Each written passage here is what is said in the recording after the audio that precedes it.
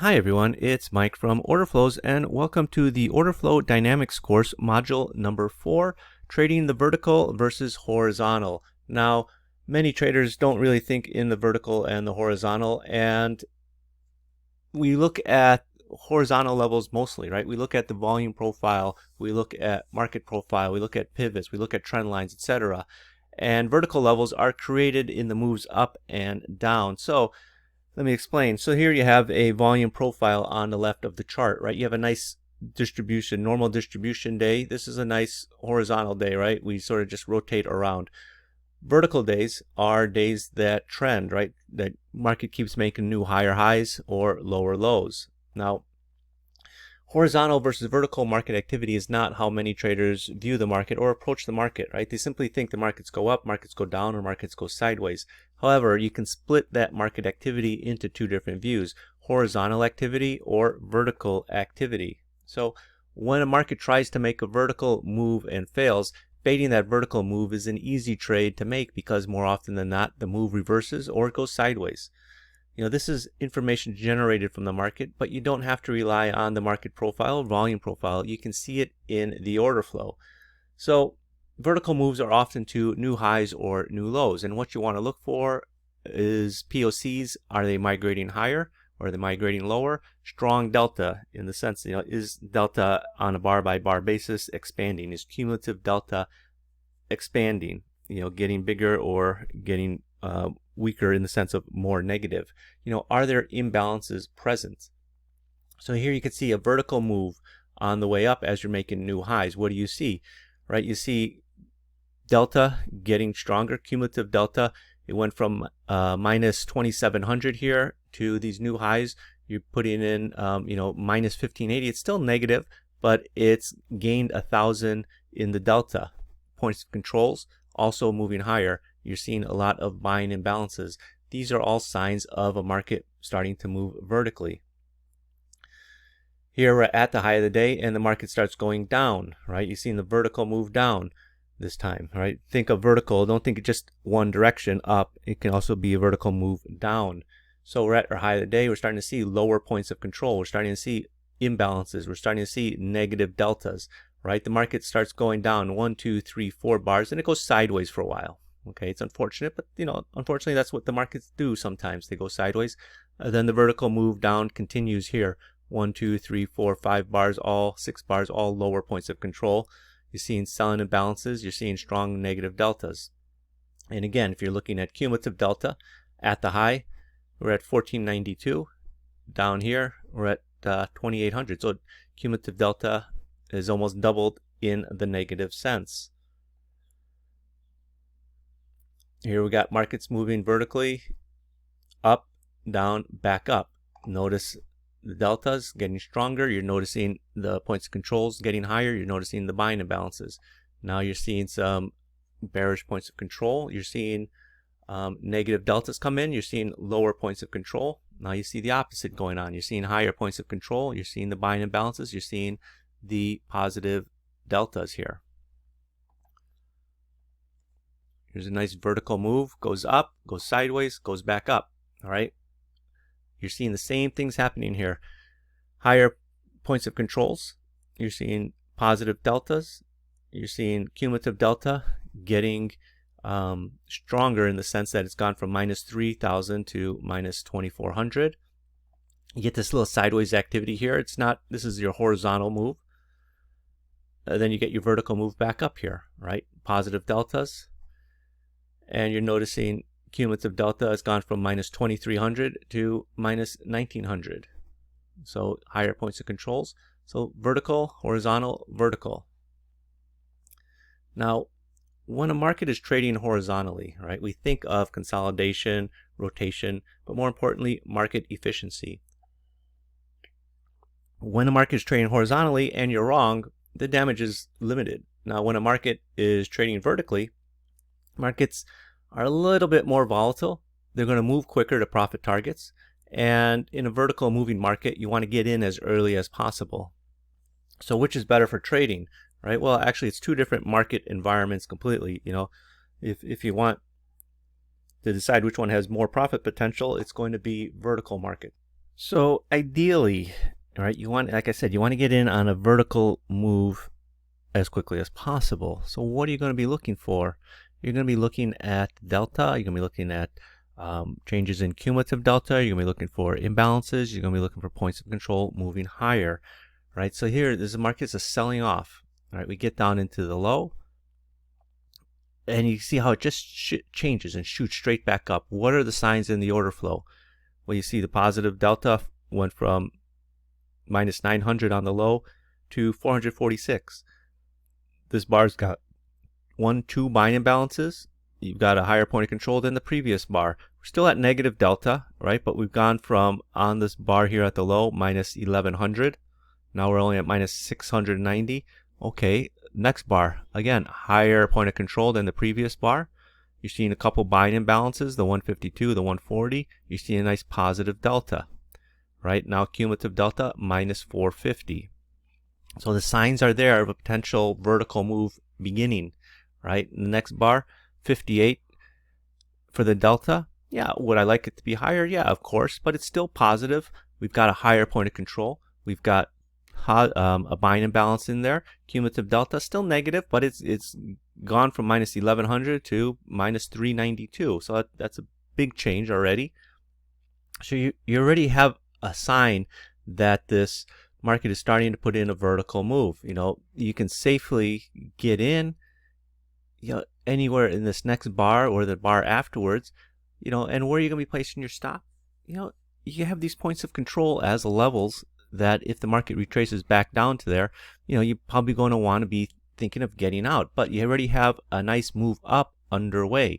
So you notice you had the nice strong move down. It sort of stopped down here. Now you're seeing moving higher, points of controls moving higher. You're seeing the aggressive buying coming in. The vertical move is beginning, and you know, from here, this is 31.97 all the way up to these new highs, 32.07. It's a nice 10 points there. And the signs were in here in the order flow with the imbalances, the points of control, the positive delta, the cumulative delta getting lesser and lesser.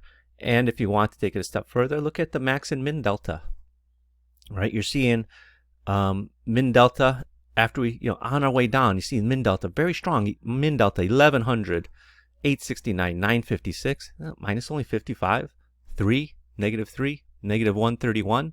Where's your sellers, right? Where's your minus 800? Where's your minus 900? Where's your minus 500? It's just not there. So the selling isn't there anymore that you saw on this move down. Instead, you're seeing the strong buying coming in. So what are you expecting? When you see strong buying coming in, do you expect this market to stop and fall over? No, you expect the market to continue in that direction, which it does. Now, I've talked about this in the past, right? Recognizing a trend day. And on vertical moves, you have trend days, okay? And one of the signs that I always look for, and whenever I see it, I realize this day could be a trending day, is when I have several failed divergences in a relatively short group of time. Okay, so from 9:15, you got a failed divergence. About 9:23, I got another failed divergence. 9:25, another failed divergence, because I know that we took out higher. So to me, this is a sign of a vertical move, right? Any sort of sign of a trend day that you can have is a sign that there's going to be a vertical move, right? Because vertical moves are trend days. So I could see within 30 minutes, 15 minutes actually, I had 3 bearish things here that failed, right? So that's a sign of a vertical move. You know, when you have all these signals telling you to sell, sell, sell, but the market keeps going higher, you got to buy it, all right? It's just sort of like what's going on right now with the stock market, right? I mean, we're in the middle of this coronavirus, you know, wave 2 coming on. You know, remember wave 1, how the market sold off, you know, like what, 30%. Now we're up near our highs again, and oh, it's so negative, you know, states are going to have to start locking down again, but the market keeps going up. What are you going to do? You sort of got to close your eyes and buy it, because everybody that's been shorting it has been getting their butt handed back to them, right? I mean, if you're not going to close your eyes and buy it, then you sort of have to sit on the sidelines and watch the move happen. But when you're seeing a lot of negativity in the market, and the market is just sort of shrugging it off, there's bigger forces at work. And your analysis, no matter how good it is, doesn't matter, because the forces that are at work are much stronger than your analysis, right? And they got the deeper pockets that are causing that move to happen.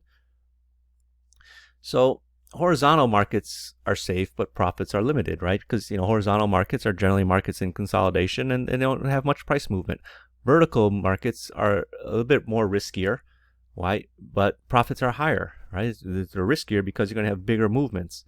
Now, horizontal markets are, what people refer to as efficient markets, right? Price is being accepted. But again, horizontal markets are not static, right? There are different conditions of horizontal markets. Vertical markets come out of horizontal markets, right? Vertical moves happen out of periods of efficiency, periods of horizontal moves. The market could be in a tight trading range. The market could be top heavy. The market could be tired. The market could be catching its breath. All of these terms are what people use to describe horizontal markets. Markets going nowhere. That's a horizontal market. So what you are looking for in the order flow is an inefficient area that the market is going to resolve. And often you have to pay a premium in price to take advantage of the inefficiency in terms of trade location, right? If a market is just trading sideways, you could work bids and work offers, and more often than not, you're going to get filled. In a vertical moving market, if you try to buy it by working a bid, forget it. The market's moving already. You're not going to get filled. We've all tried to buy, work limits in a market moving higher, trending higher, but you don't get it, right? You miss the trade. That's why I talk about you got to pay a premium, because you got to just lift the offer. You got to buy it at the market. The reason inefficiency occurs is because market conditions keep changing. So it's imperative to know that inefficiencies have a lifespan and are not static. And it's during the lifespan of the inefficiency that a trader who can identify the inefficiency has a chance to capitalize in it before it subsides and the market resumes towards normal conditions, right? Anytime there's a market inefficiency, it doesn't last very long, right? It could last 2 seconds. It could last 15 minutes, right? It could last sometimes a bit longer. But you have to be able to recognize it so you can capitalize on it, right? And that's your goal as a trader, is capitalizing on these inefficiencies. So market efficiency is determined when examining horizontal or vertical activity, right? Markets are not efficient very long, but when they are, that's when you're going to find the best opportunities. So when a market is trading at full efficiency, right, there's solid volume and trade is evenly matched, you got small deltas, price is not really moving. Wyckoff called this absorption, right? Vertical moves occur when markets move out of efficiency areas, right? And we all know that, right? You all see markets are rotating, and then boom, market shoots off 20 points in a direction. That's the rotation, that's the efficiency. The 20-point move is the market inefficiency. So you want to be able to get involved in that inefficiency as early as possible. So what are you going to look for in an efficient market? Well, generally you're going to have bars with solid volume and small deltas, right? I mean, that's sort of the way people decide that absorption is occurring in the markets. But you got to watch the other aspects of order flow, right? I mean, it's one thing to see small deltas and the market going sideways, but when the market starts to move, you got to understand what you're looking at to see the direction of the movement. Okay, so you can see right here in the middle, you got these couple bars in here, right? You got this area. You sort of just draw this box around here, right? I don't know if I could even do that right here. Let me try it. Okay, there's sort of this area in here, right?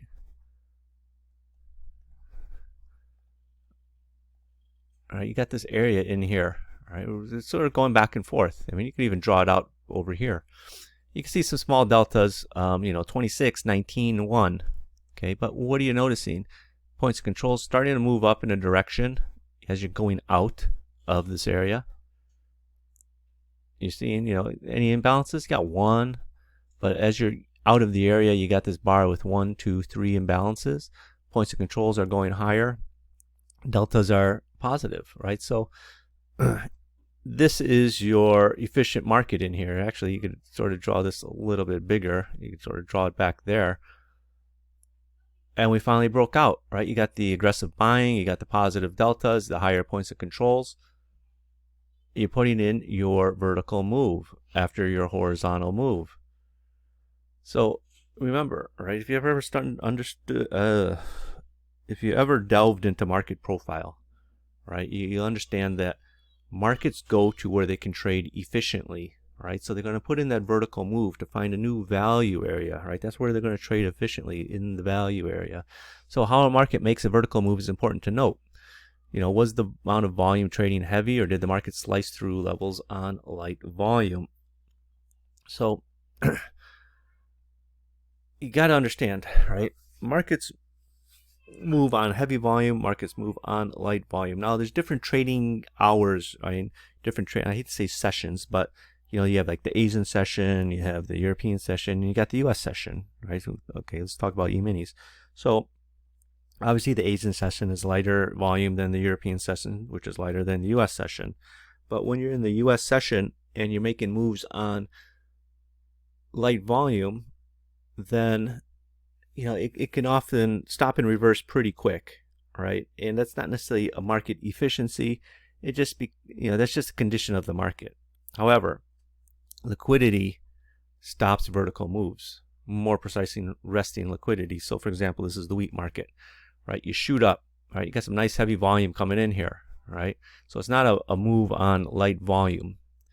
So it's a strong move, but it's stopped by the liquidity in the market, right? You can see this point of control right on the extreme here, point of control right up near the top. Here's another bearish point of control. That's what stops a vertical move, is resting liquidity. It's sort of found an area where the market can trade efficiently before moving sideways or in the opposite direction, right? This was this bar right here in the wheat, right there.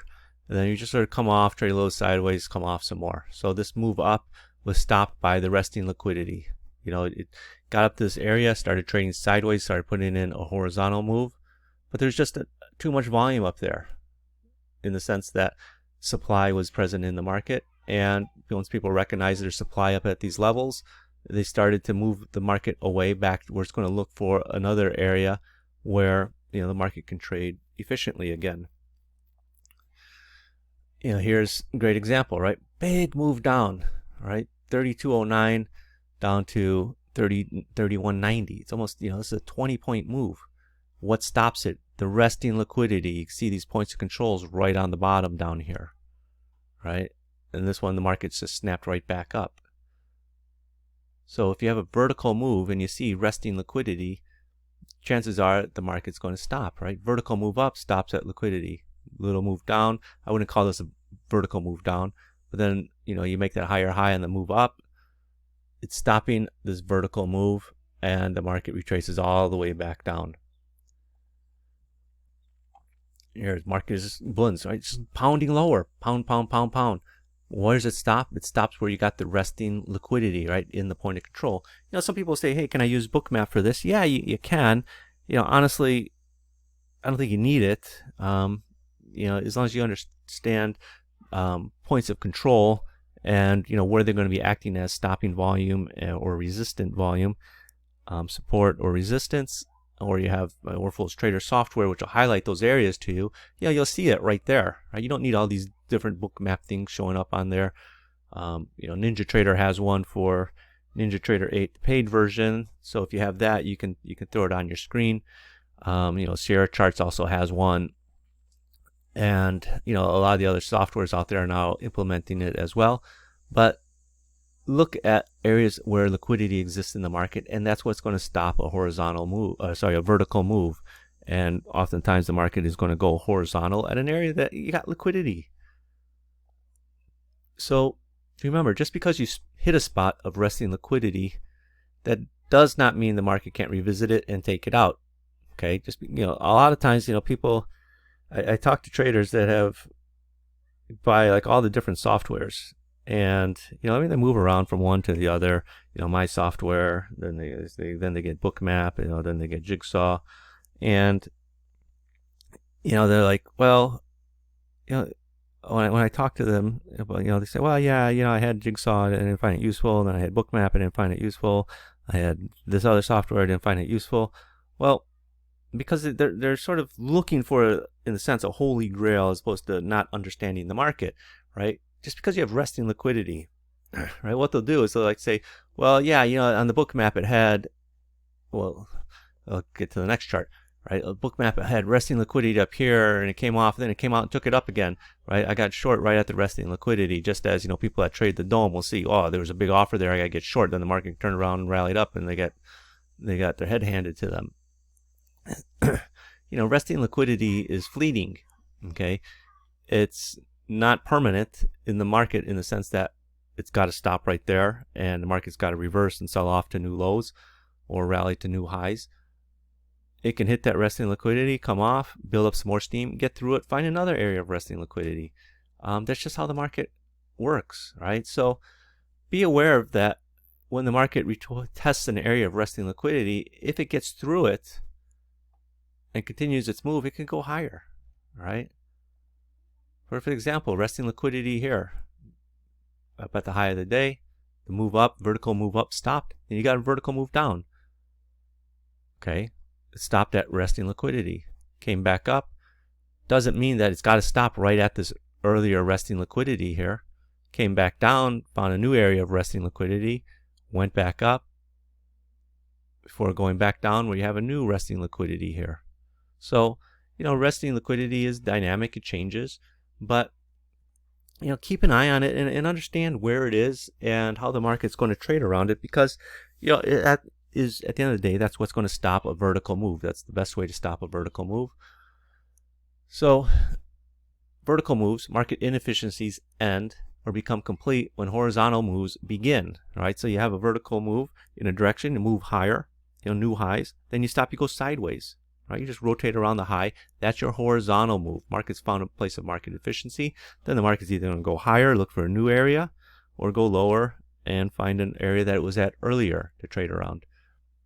Most of the time, markets are efficient, right? When markets are operating efficiently, trading is orderly and random, right? I know people don't want to say trading is random. Trading in the next tick is random. You don't know if it's going to be up or down. Order flow can be read to determine the direction of the market, but in the sense that the next order that's going to hit the market, that's completely random. You don't know if it's going to be a buy or sell. You would hope it's going to be more buys if you're long or more sells if you're short, but let's be honest here, right? When a market is efficient, there's buy and sell orders in both. You got buys and you got sells. You got orders in both directions coming into the market. That's a sign of an efficient market. They just happen to balance each other's out. Now, when the markets are not being efficient, that's when trading becomes disorderly and non-random. Okay, and what I mean by non-random is you have a preponderance of orders in one direction, buy orders on a market that's going up, sell orders on a market that's going down. When something is non-random, that means you can make determination of what happens next because it's no longer random, right? If like card counting, right? In the old days, in the 60s, when it first became popular, right? You had the single deck, and as you remove cards, sort of the randomness disappears because, if you remove a bunch of face cards, that what's left over is going to be low number cards. So you've sort of removed that randomness of the next card coming up is going to be a face card because you took out most of them, and what you have mostly left are the smaller cards. Now, you can't talk about vertical or horizontal activity without understanding bar strength, right? Without understanding underlying bar strength, there would be no vertical movement. So how can you determine the bar strength? Well,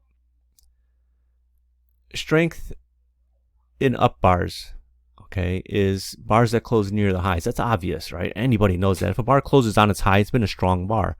But watch where the max delta closes, right? Are we closing near the max delta in terms of the delta? And weakness, up bars close mid bar or lower, right? It could still be a green candle, but the bar is going to close not near as high. It's going to close somewhere in the middle, or maybe you have a small little up, small little green area. Max delta can be kind of mixed. Just because you have a max delta,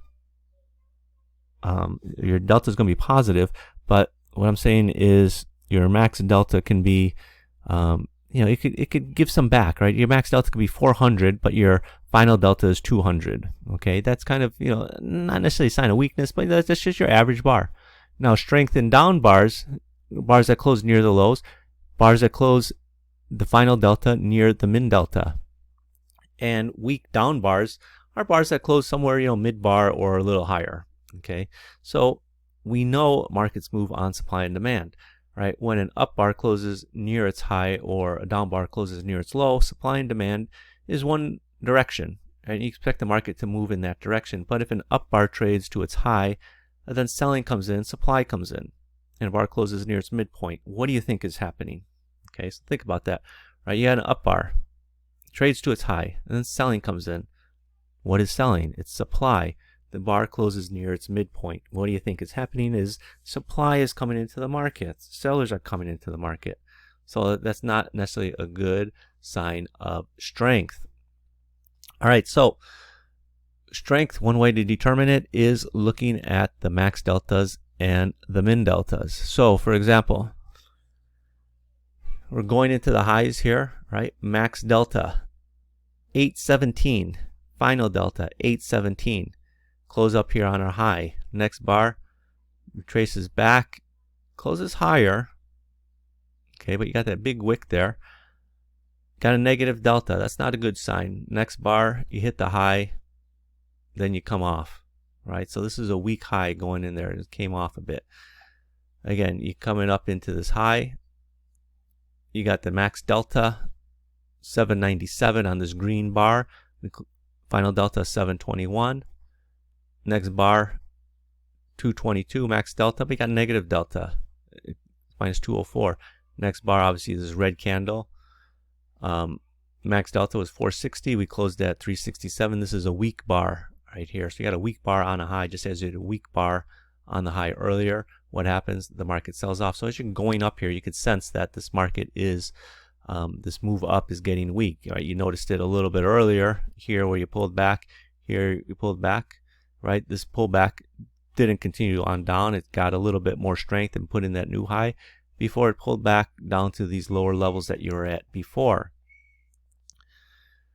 Now here, this is interesting because what you have is a case of the weakness weakening. Right? So on this move down, you got big strong min deltas.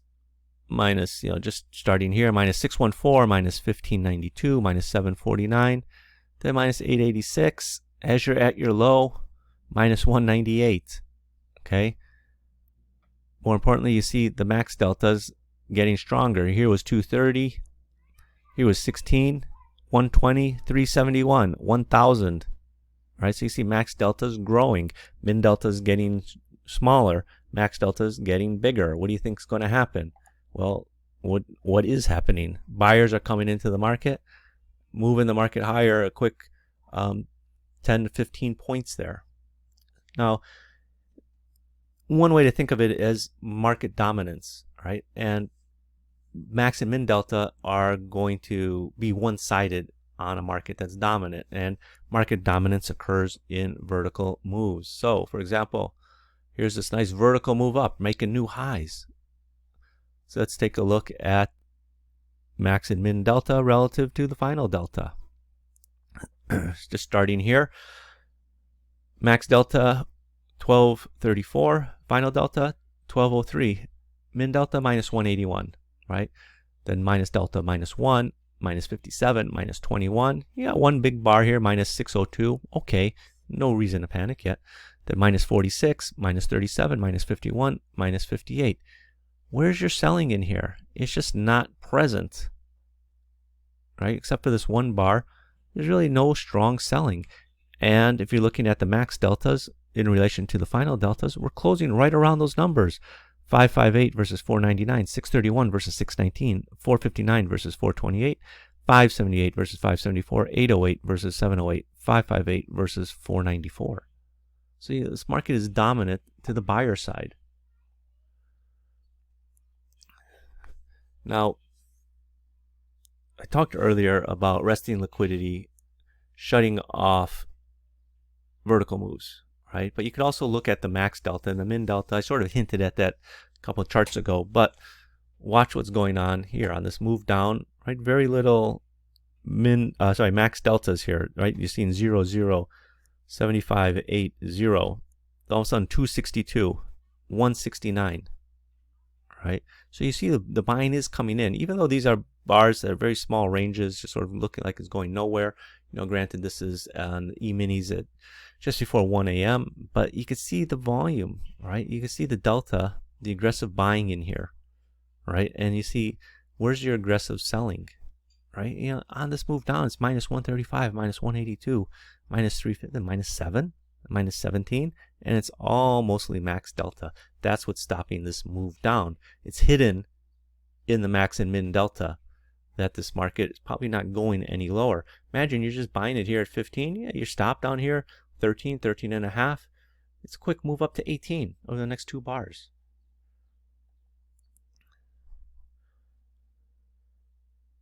So again, you know, very simple, right? Max and min delta shutting it off, right? It's a nice strong negative deltas, minus 300, minus 400, minus 100, then minus 25, minus 56, 0. Hit that last push, 137, 57, negative 78. But then 5, 18, 4. You know, honestly, I would have been looking to buy in here around this 52 area. Yeah, I'd have my stop down here. I probably would have been stopped out. But then you still got to get long, because what I'm seeing in here, we're at a new low, and now I see the buying coming in.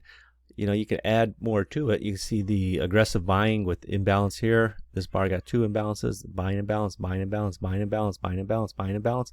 Obviously the positive deltas, but the exact same reason for wanting to buy here is showing up in here. So yeah, you take a small loss here, but you still got to get on the horse and ride it, right, to get out of town. So you're getting stopped out here for 5 ticks, 6 ticks, but the same reasons for getting long here. The small min deltas here right around the lows tell me that this selling is no longer present. Yeah, I tried to buy it here. There's just one last push of selling came in here, stopped me out. But now I think the market's run out of selling, and it's just mostly buying coming in here. You know, get long at 50 all the way up into the 60s really quickly. Make back what you just lost very fast.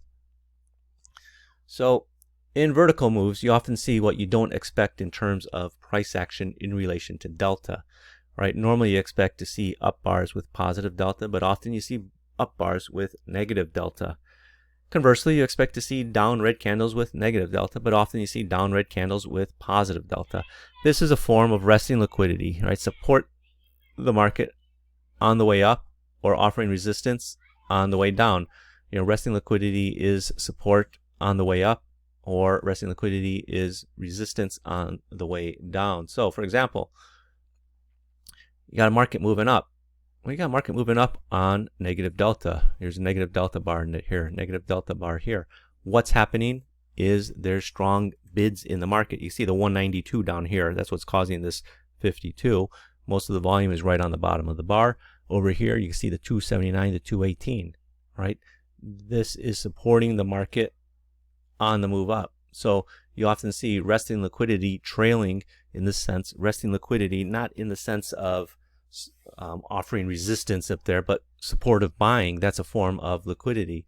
Resting liquidity is people bidding the market on the way up, and you're going to see that. You're going to see the green bars with negative delta, or red bars with positive delta. So again, similar thing, market's trending higher, right? You're seeing green bar, negative delta, green bar, negative delta. Whoops.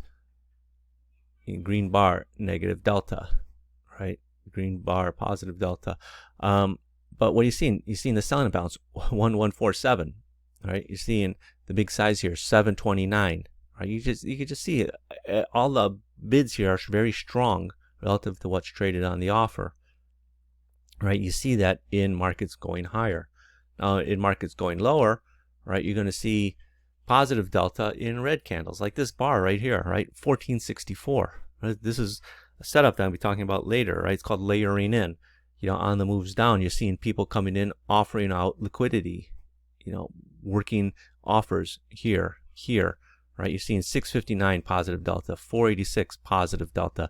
You're seeing 98 positive delta, right? As the market is trending down. Every time the market comes down, it bounces up, there's somebody there to offer it out. Market hits a new low, comes back up. Someone's there offering more liquidity, offering more supply, helping to move the market back down, down, down. Now remember, vertical moves offer great profit potential compared to markets that are trading horizontally, right? Why? It's because markets that trade horizontally just, tend to trade in a tighter range. Vertical moves have wider ranges. You don't know exactly where they're going to stop. But by now you should be able to identify vertical movements when they are underway, or more importantly, when they are ending, right? Because remember, after a vertical move, you often have a horizontal move. You don't necessarily get vertical move followed by vertical move in the opposite direction. And lots of times it's vertical move, then horizontal move. This concludes Module 4. In Module 5, I'm going to discuss fresh money in the order flow and how to recognize it. So I'll see you there. Bye-bye.